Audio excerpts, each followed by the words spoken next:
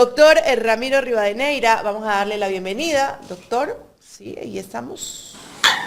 Buenos días, Carlita, buenos días, Jaime, gracias por la invitación, buenos días a toda la audiencia. Doctor, no sé si podamos bajar un poquito la pantalla, como que tenemos muy abierto el... Mire, la estoy cámara. con mi tablet, no Ahí. pude conectarme desde la computadora. Ahí creo que estamos mejor. Tiene la cámara muy abierta, no sé si ahí les parece bien. Bueno, ahí estamos un poquito mejor. Doctor, bueno, entrando ya a los temas que lo habíamos justamente contactado para hablar en esta mañana, me gustaría empezar con el caso de las Malvinas. Todo lo que ha salido en estos días, después de que los propios militares que participaron de ese operativo hayan confesado todo lo que ocurrió con estos niños. ¿Qué lectura darle luego de que intentaron ocultar desde el propio gobierno y desde la propia Fuerza Aérea Ecuatoriana con las declaraciones que han dado los propios miembros que participaron de este operativo? Jaime, no quiero dejar de hacer una reflexión alrededor de las familias, porque estos hechos de connotación nacional a veces se sienten que son lejanos. Hay tanto movimiento en la sociedad que parecería ser que son hechos lejanos. Este hecho de los 4 chicos de las Malvinas ocurrió el 8 de diciembre. Apenas vamos a cumplir 5 meses. Parecería ser que ya es una historia antigua, y no es una historia antigua. Lo que para nosotros puede haber sido hace mucho tiempo, para los familiares es apenas 5 meses, y ellos tienen que estar sufriendo un dolor muy grande por la ausencia de los chicos. Es un dolor que les va a durar para toda la vida. Y no quiero dejar de hacer esa reflexión con las familias, para que toda la sociedad se solidarice con ellos en el entendido de que esto en el país no nos puede pasar. No debió haber ocurrido, y si ya ocurrió, no debe ocurrir nunca más. Esto es importante mencionar. Porque ¿qué es, ya contestando a su pregunta, Jaime, qué es lo que nos hemos encontrado? Nos hemos encontrado pues con unas fuerzas armadas no capacitadas para responder frente a una situación determinada. Todos queremos unas fuerzas armadas profesionales. Queremos además médicos profesionales, abogados profesionales, que nuestras universidades y nuestros centros de estudio pues nos den la mejor calidad. Lo mismo deseamos de la fuerza pública, de las Fuerzas Armadas y de la policía, que salgan elementos que estén plenamente capacitados para actuar frente a una situación. No elementos que pueden actuar de cualquier manera, o con el uso de la fuerza pueden actuar de cualquier forma, ¿no? Queremos elementos capacitados, y lo que se ha mostrado frente a los hechos de los 3 adolescentes y el niño de las Malvinas es que no tuvimos una fuerza pública capacitada, más bien tuvimos una fuerza pública sin la menor comprensión de lo que es el trato a niños y adolescentes frente a una situación de privación de libertad. Y creo que esto es lo doloroso. Muchas cosas son lo doloroso en este caso, pero creo que es una de las aristas que sí nos tiene que llevar a reflexionar sobre qué elementos de la fuerza pública estamos formando, ¿no? Y si es que no formamos buenos elementos de la fuerza pública, todos estamos en riesgo. Porque algunas personas dirán, no, los elementos tienen que actuar así para combatir a la delincuencia y que mueran los delincuentes. Pero si es que no hay profesionalidad, si no hay profesionalismo, si no hay una buena formación, todos estamos en riesgo. Nosotros, nuestros hijos, nuestros familiares, porque tenemos una fuerza no formada. Y esta es una de las cosas que tenemos que reflexionar. Correcto. ¿Qué va a pasar con esto ahora que ya confesaron miembros de la fuerza de las Fuerzas Armadas? ¿Qué va a pasar en el proceso? A pesar de que crearon varios relatos, ¿no? Desde el propio ministro de Defensa, que los acusó de delincuentes. Después que una patrulla, no fue una patrulla, que decían que habían sido miembros de una banda que se los habían llevado. ¿Qué va a pasar con esto? ¿El Estado tendrá que indemnizar a las familias? ¿Qué veremos en los próximos días?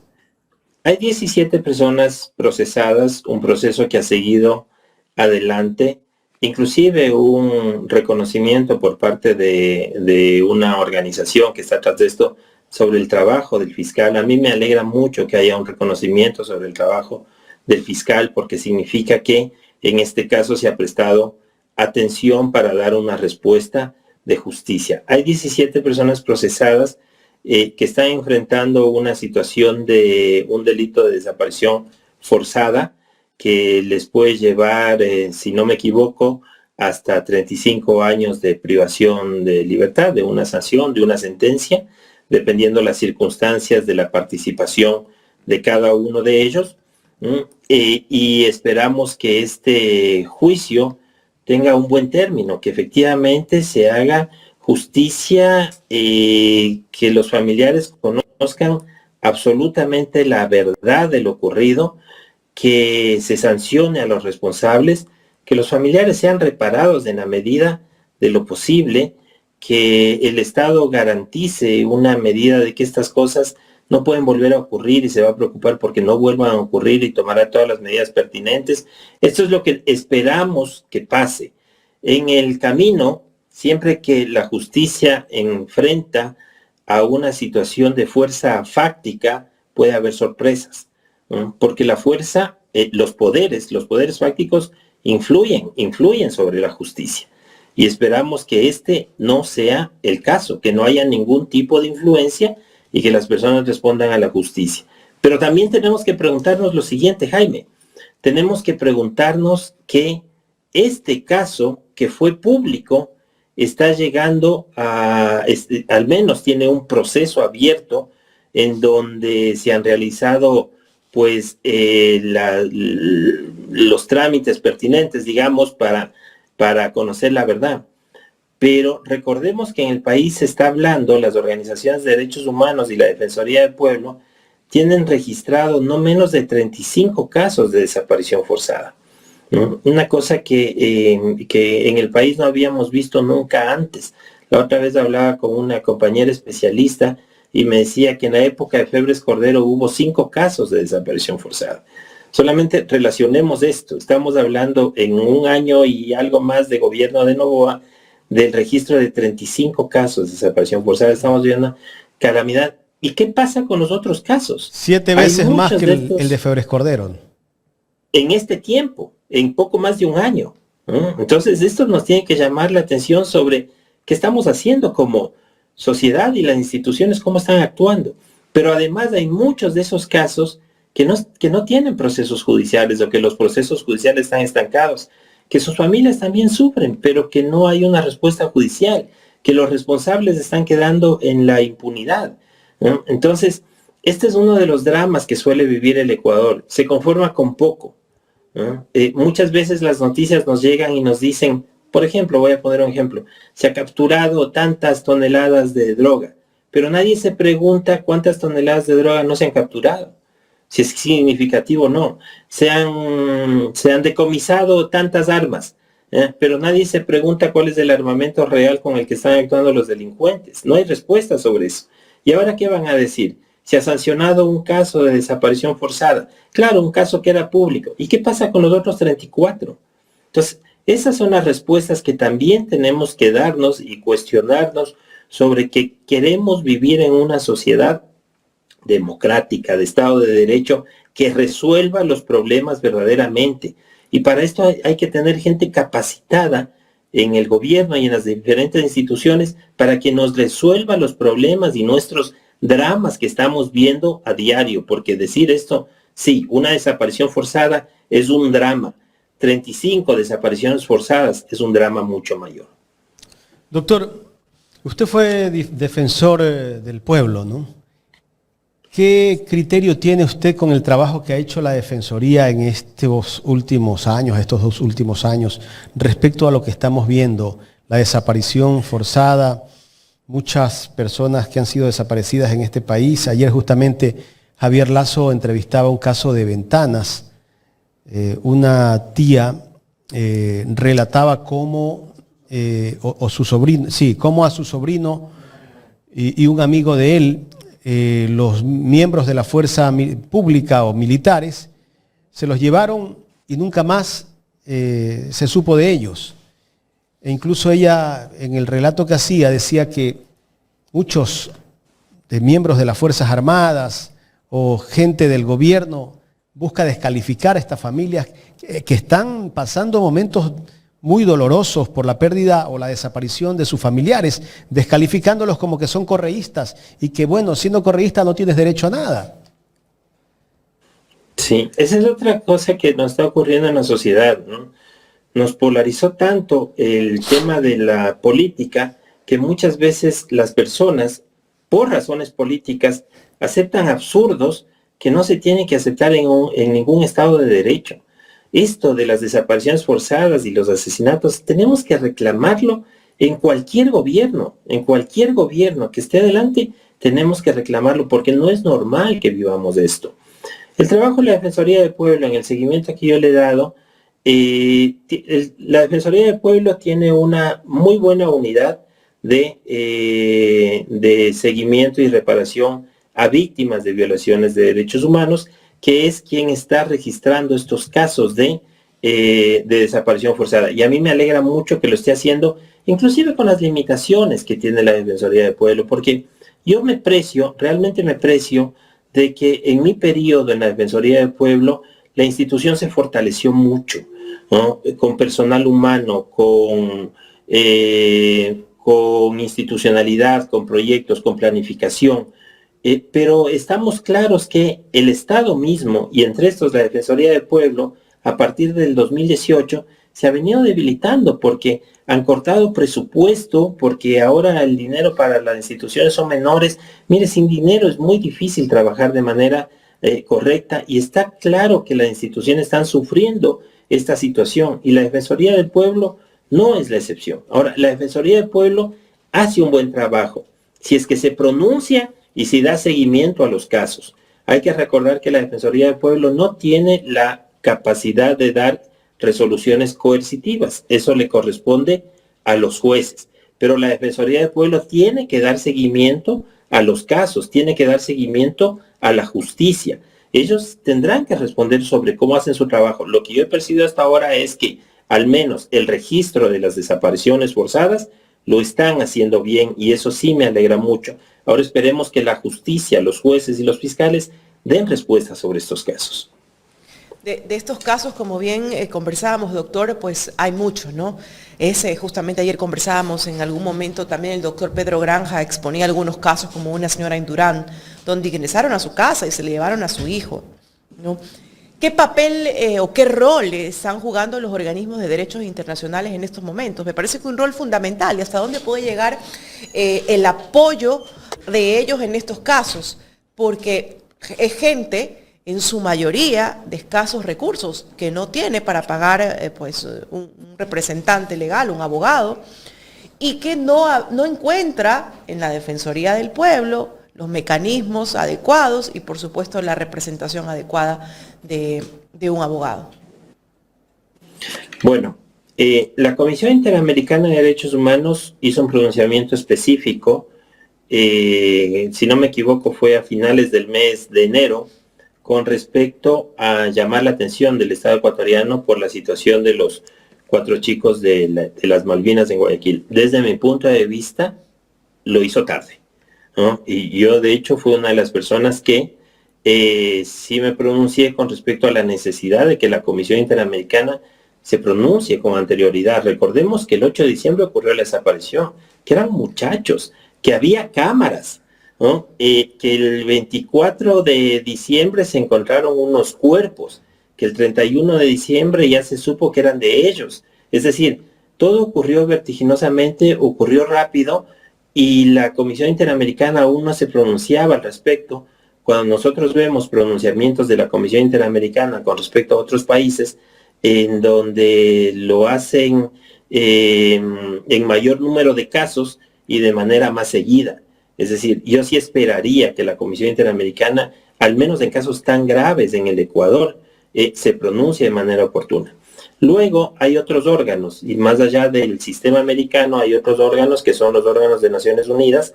Hay el Comité de Desapariciones Forzadas. El Comité de Desapariciones Forzadas ha conocido los casos de desapariciones forzadas del Ecuador y también ha realizado observaciones al Estado ecuatoriano.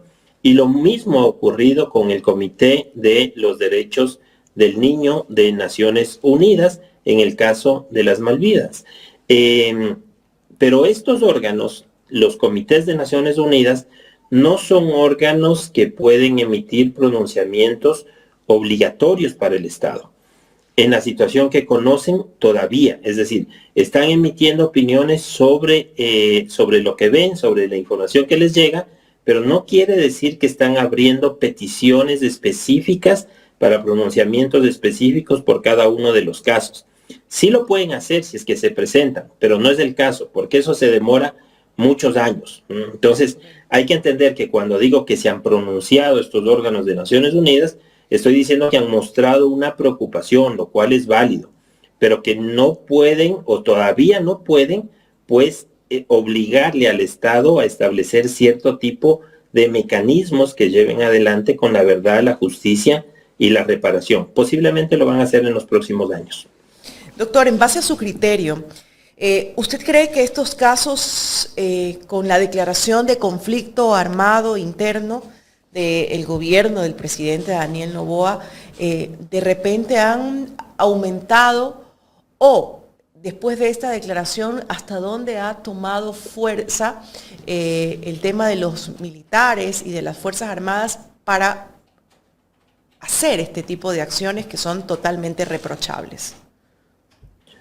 Mire, ese fue un error enorme. El de la declaración de conflicto armado por parte de Noboa fue un error terrible. Precisamente provocó, Carlita, lo que usted dice, ¿no? Además, el decreto, con el añadido de las declaraciones del presidente de la República, básicamente de que los miembros de la fuerza pública gozarían de impunidad.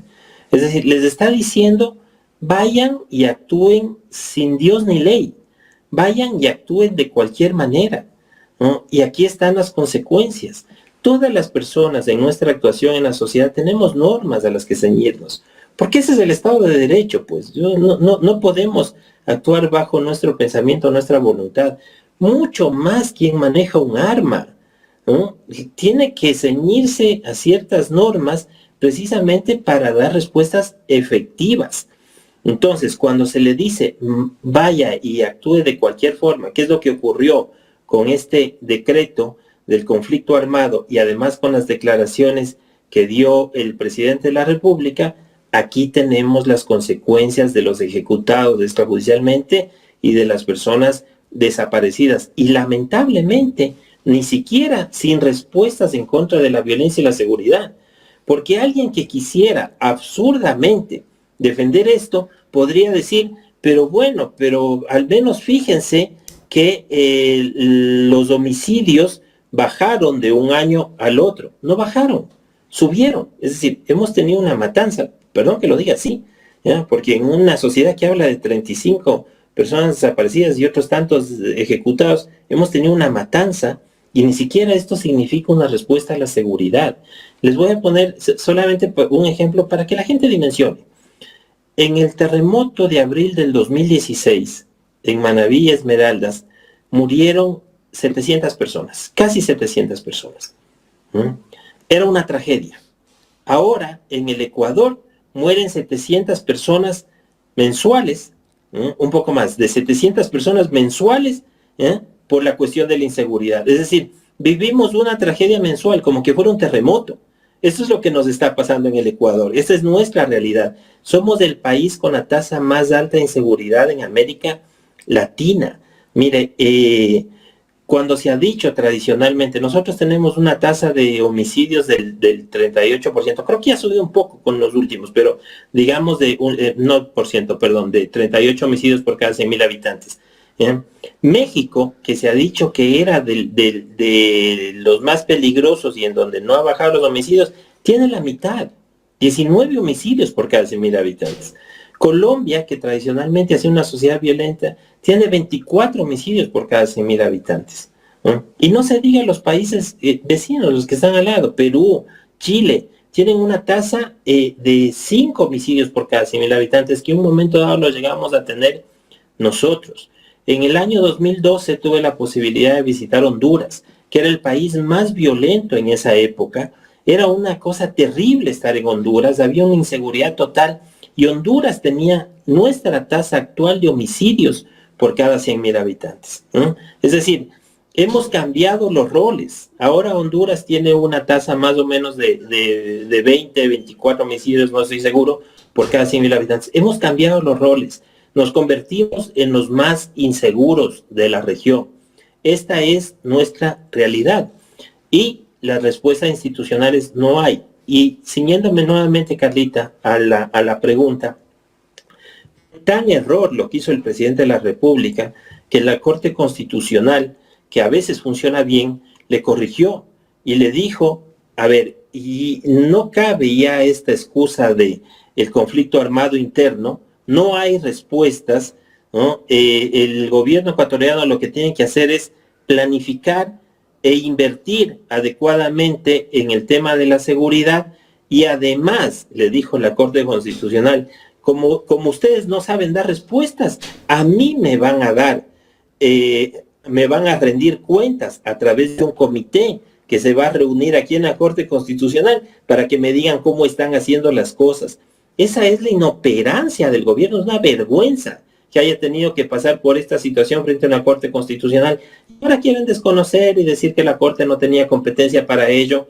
Puede ser discutible, pero primero, no están obedeciendo una sentencia de Corte Constitucional, se la quieren pasar por encima, y segundo, todavía no tenemos las respuestas, porque mientras nos sigue pasando esto día a día, nosotros vemos que el presidente de la República ni su equipo realmente nos están dando respuestas adecuadas con respecto a la inseguridad que viven las personas. A los familiares de los niños de las Malvinas, ¿qué tipo de reparación debería o debe de darle el Estado? Porque no es solamente reparación económica, entendería. Exactamente. Sí, esa es una gran pregunta, Carlita, porque la reparación no se ciñe solamente a la indemnización, porque si no tendríamos que resolver las muertes con plata. Y este sería un estado de vergüenza, ¿no? La verdad es que la reparación que requieren las víctimas, primero ciñéndonos a precedentes jurisprudenciales, digamos, tanto nacionales como internacionales, lo primero es que las víctimas tienen que tener un reconocimiento del Estado. Decirles, nos equivocamos. Okay. Doctora, justo antes de que continúe, un reconocimiento del Estado, pero ese reconocimiento del Estado no sería el declarar los héroes nacionales. O si le pregunto esto en base a su criterio jurídico, porque fue lo primero que el presidente dijo y lo manifestado, lo volvió a manifestar incluso ahora poco en una entrevista internacional. Entonces, si bien tiene que tener un reconocimiento del Estado, indicando, pues como usted decía, el error como Estado, como gobierno, él es el comandante en jefe de las Fuerzas Armadas. Nosotros siempre decimos que quien debería de dar la cara y pedir disculpas públicas sería el presidente de la República, ¿no? Una cuestión de humanidad, de honor, ¿no? hacia el pueblo, hacia los familiares. Pero, ¿cuál es la forma de que el gobierno reconozca? ¿La forma es declarar los héroes nacionales? A ver, la verdad es que nadie puede entender qué estaba pasando por la cabeza del presidente de la República cuando señaló que iban a ser declarados héroes nacionales los chicos, ¿no? Deberíamos someter a un estudio psiquiátrico realmente una declaración en ese sentido, ¿no? Es una locura, ¿ya? Lo que el presidente de la República dijo, y no tenía pues ningún sostén, ningún soporte. Lo único que estaba intentando en esa época era tratar de hacer un convencimiento con una razón política a la población de que yo soy un gobierno bueno y miren, frente a una situación de esta naturaleza, vamos a resolverlo y les vamos, pensemos, sí, les vamos a declarar héroes. ¿Ya? Es más o menos la imagen que tuvimos. No tiene ningún soporte, en ningún antecedente. Es una cosa bárbara lo que ocurrió. Lo que realmente tiene que ocurrir, y esto más allá de quien ejerza la presidencia, ¿no? Es un Estado que ofrezca disculpas públicas. Mire, recordemos, porque es bueno recordar, en el país han existido graves violaciones de derechos humanos, especialmente en los años 80 y en los años 90 hubo graves violaciones de derechos humanos, y por eso se conformó una comisión de la verdad en el año 2007 que que documentó aproximadamente 460 víctimas de graves violaciones de derechos humanos, y nos dio un informe en el año 2010. Lo que hizo el gobierno, el Estado, en esa época fue hacer un evento público y presentar disculpas a las víctimas. Si nos disculpamos por todo lo que el Estado, todo el daño que el Estado les causó durante estos años y les invisibilizó, ¿ya? Y presentó las disculpas. Y usted cuando habla con cualquiera de las víctimas, lo recuerdan y dicen, para mí fue importante las disculpas que presentó el Estado. Hay otras formas de reparación, sí, pero para mí fue importante, dicen las víctimas, esas disculpas. Es lo primero que tiene que hacer el Estado, reconocer. Este gobierno hizo lo contrario, desconocer, tratar de ocultar el hecho y además amenazar, porque lo que hizo la ministra entonces de el Interior y el ministro actual de Defensa fue amenazar organizaciones de derechos humanos, amenazar a la judicatura que dictó el habeas corpus declarando una desaparición forzada, los amenazó. Es decir, esto es lo contrario a una reparación. Y luego los otros niveles de reparación pasan porque las personas tengan una atención del Estado. Por ejemplo, los familiares van a necesitar atención psicológica. Tienen que gastar en su bolsillo. Ellos tienen que ir a buscar la atención psicológica. ¿No será que el Estado les facilite una atención psicológica, otro tipo de atención y otro tipo de reparación? Y una forma de reparación es la indemnización. No es la única, porque la reparación es integral, implica varias cosas. Una forma de reparación es la indemnización y un momento dado tendrá que acordarse, posiblemente a través del proceso penal que se está llevando. Doctor, queremos agradecerle por el tiempo que nos ha brindado para conversar en esta mañana. Quedamos pendiente para una próxima entrevista para hablar de la coyuntura política nacional. Con mucho gusto, Jaime. Sí, pues la mañana ya se viene encima, no podemos abordar todos los temas, pero a mí me encanta estar aquí conversando con ustedes, así que espero que próximamente podamos conversar de todos los temas políticos que se nos han quedado en carpeta y que a mí sí me gustaría de todas maneras hacer una reflexión alrededor de ellos. Muchísimas gracias, Jaime y Carlita, por la invitación. Gracias a usted, doctor Ramiro Rivadeneira, ex defensor del pueblo, un poco analizando, ¿no?, qué va a pasar después de esta segunda reconstrucción de los hechos del caso Malvinas, donde empieza a develarse la verdad, la forma en la que fueron torturados estos chicos. Y bueno, ahora el proceso cambia, ¿no? Ahora ya hay una verdad y esperemos pues que también los jueces que están a cargo de esto pues actúen conforme a derecho. ¿Necesitan una reparación integral los familiares? Sí. Y esa reparación no solamente es económica. Señores, el dinero no te devuelve la vida. El dinero no te va a devolver el dolor de ese padre, de esa madre, de ese hermano, de haber perdido a su ser querido. Y lo más doloroso muchas veces no es el que lo hayas perdido, es la forma en que lo perdiste. Porque, bueno, nosotros analizamos y pensamos, cuando hay un familiar enfermo con una enfermedad que sabemos que es muy compleja, muy complicada, oramos, pedimos, pero psicológicamente vamos diciendo, bueno, Dios, en tus manos está esta enfermedad, protégelo, sánalo, ¿no? Pero cuando de repente ves a tus hijos en la mañana, a tus hermanos, los abrazas, los besas, tienes un día normal, los muchachos salen a hacer sus actividades, a jugar como cualquier niño, cualquier adolescente, y luego no llega a tu casa, y luego no lo ves nunca más, y luego no lograste despedirte de él, y luego te enteras que fue cogido por fuerzas militares a las que debe de proteger más bien a tus hijos. Eso es difícil de entender. Y peor,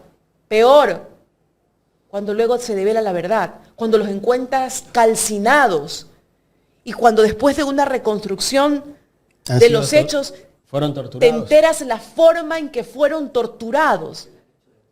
Por amor a de Dios. Todos hicieron a estos chicos. Esto yo no sé si tenga perdón de Dios. Yo digo, esos miembros de esa patrulla que detienen a estos niños, ¿será que no tienen familia? ¿Será que no tienen hermanos, sobrinos, amigos, que no tienen amor al prójimo, a los niños? ¿Por qué tienes que hacer eso? Mire, una de las cosas que yo sí sé y el gobierno debería ponerle atención, Jaime, ahorita que usted dice que si no tienen hijos, niños, es que ellos para ascender pasan diferentes pruebas.